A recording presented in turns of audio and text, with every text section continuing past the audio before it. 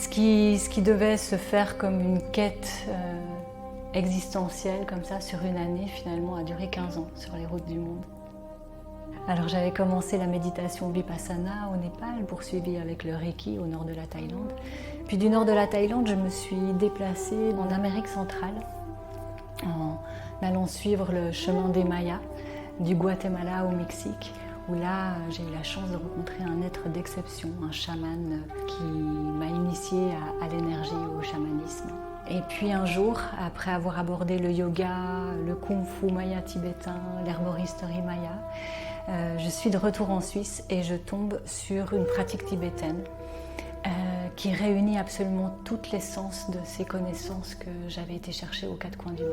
Alors ça a été une autre révélation et ça a donné le départ à un troisième volet de voyage, et cette fois plus longuement en Inde et au Népal, où j'ai eu la chance de rencontrer le Geshe qui m'accompagne encore actuellement, Geshe La.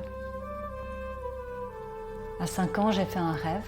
Je me réveille après avoir passé une nuit dans les étoiles. Et il y a une phrase, une résonance comme ça en moi qui me dit « Tout est énergie ». Je traite au niveau énergétique, qui est une entrée particulière pour contacter la personne dans son ensemble.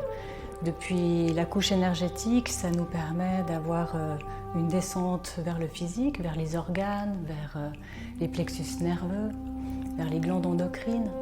Et puis en même temps d'aller traiter les émotions et le corps mental, tout ce qui se passe dans le mental en termes de pensée, de mémoire, d'une quelconque agitation ou stress qu'on connaît bien aujourd'hui. L'idée du soin énergétique, c'est aussi de court-circuiter le mental, de laisser le corps parler. À côté de l'imposition des mains, je vais beaucoup utiliser également les points d'acupressure que l'on retrouve dans la médecine traditionnelle chinoise. Lorsque l'énergie recommence à circuler de manière libre, eh bien, automatiquement, il y a des prises de conscience qui se font.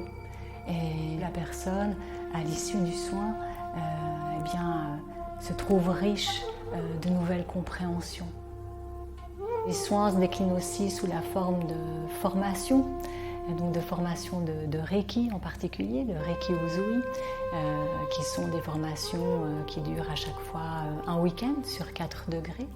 Et parallèlement, il y a le volet du yoga et de la méditation de pleine conscience. Donc, dans le yoga, je vais proposer les tsalung, qui sont les mouvements préliminaires du Tummo tibétain.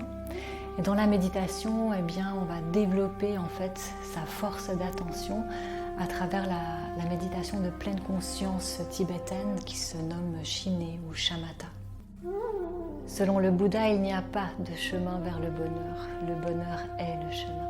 Et ça, c'est une notion très très importante que l'on retrouve sur ce chemin de l'éveil qui a besoin d'être soutenu par un mental enthousiaste. Et le bonheur, en ce sens, ça peut aussi être un entraînement.